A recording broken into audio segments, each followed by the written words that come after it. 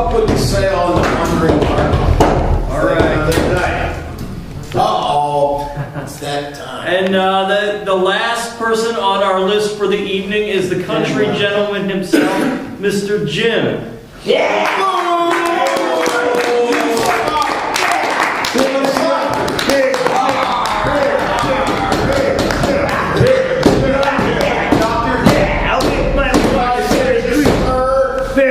Right? Okay, number one, Andy was remiss in not inviting you. That's Tuesday. I love you. Tuesday, November 24th, between 7 and 9. It's an open gym night at Central United Methodist Church right down. And he was kind enough to say even open gym night Tuesday, November 24th, next Tuesday, 7 to 9 p.m. And then join us for poetry reading at the Collingwood Arts Center at 9:30 p.m.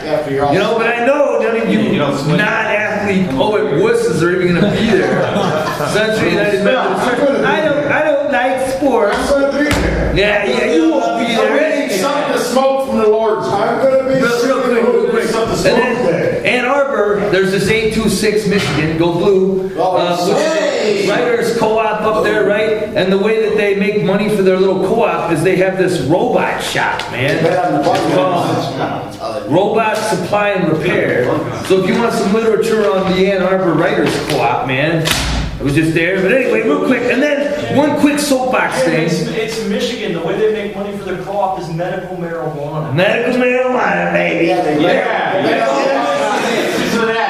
And I don't know, I'm trying to create like a mathematical, a maxim, an axiom, if you will, and let's see if this does, if empirical evidence does not bear this out, that in any poetic quote-unquote venue, a writer's venue, be it academic poetry, slam poetry, musician-type poetry, circuit poetry, the most... Circus poetry? The most pretentious and aloof cats, the ones that think they've made it, like that they've got nothing left to learn, are the most one-dimensional. Now see if this axiom does not hold true, you know, because I'm trying to create a mathematical axiom. You missed. The more pretentious and aloof, the less wide-ranging and actually accomplished they are. But okay, and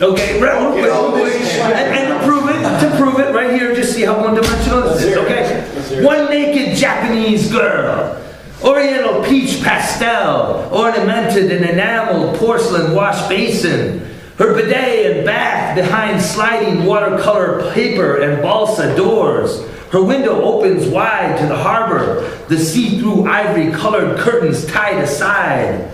A sailor gave her the small lacquered wooden box filled with sea green and pearls, as another sailor looks up from the shrimp boat tied to the wharf outside.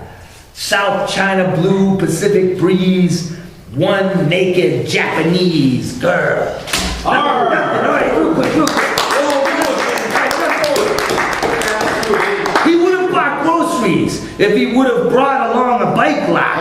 But those sweatshirt hooded hoods at the bus stop looked like they would quickly snatch up even an old Murray or Schwinn bicycle and pedal it back to Shantytown and throw it in the river. He would have bought a coffee at the bookstore, too, after pedaling down the side streets and entering the portico to the parking lot in back of the bookstore. No one ever used the back way in, so the portal was tightly kept with soft pink-colored bricks.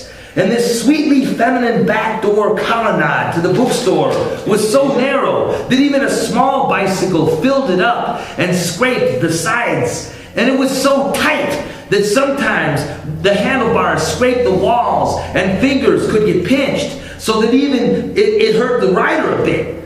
And it occurred to him that if he always entered through the back door like this, no woman would ever say that he needed a bigger bicycle. For a bicycle any bigger would have put that soft pink-colored feminine colonnade in the hospital. Seriously. All right, real quick.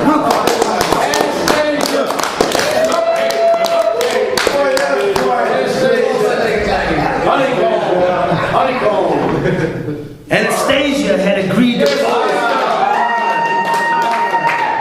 She agreed to pose for a glamour modeling photographer after answering an ad in the newspaper seeking models. During her initial phone conversation, Anastasia was told by a middle-aged woman who said she was the owner of the modeling agency that placed the ad, that the agency wanted young women to model clothes. When Anastasia arrived in person to interview for a gig, another woman at the agency told Anna that a girl makes fast big bucks by posing for classy nude photos. It's artistic photography, you know, said the agency woman. A half hour later, Anna sat nude before the camera and gently slid a carnation-colored vibrating wand across her glistening carnation-colored girlhood. And as she felt a warm wetness gliding down beneath her legs into the soft folds of her ruddy bottom. Oh! And she felt a warm wetness gliding down between her legs and the folds of her ruddy bottom. She had made water in the bathroom just minutes before posing, and a very delicate scent of girl perfumed the air to complement the sound of moist sliding and Anna's soft whimpering. It was the vulnerable soft pant of a self-pleasuring girl, less guarded and more honest than if she were copulating. For there was no assertive lover to blame for her proneness and glistening and whimpering.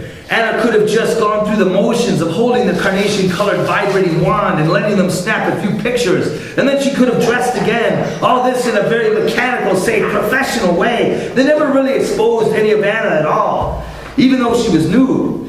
But Anna softly smiled to show that she wanted the pounding flush and fleeting shame and secret societal approval. And it felt like the validation of Anastasia as a human, very human, ruddy white female.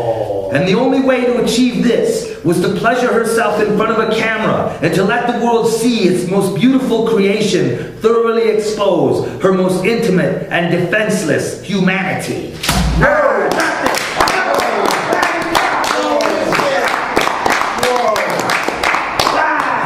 Okay, who wants to close? I think it's closed. No, it is closed here. All right, with that we are done for the week. That's it. Thank you. All right. We'll be here next week. Censorship is on the way. We want cupcake next week. If it was, it would have been here already. Who's bringing it? Whoa. It's a perverted balls.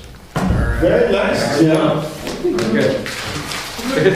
That's it? Yeah. You guys suck! What do you want us to do? I don't know. We can pleasure you, Jim. Yeah, Let's throw a few more advertisements for basketball. You need the purple.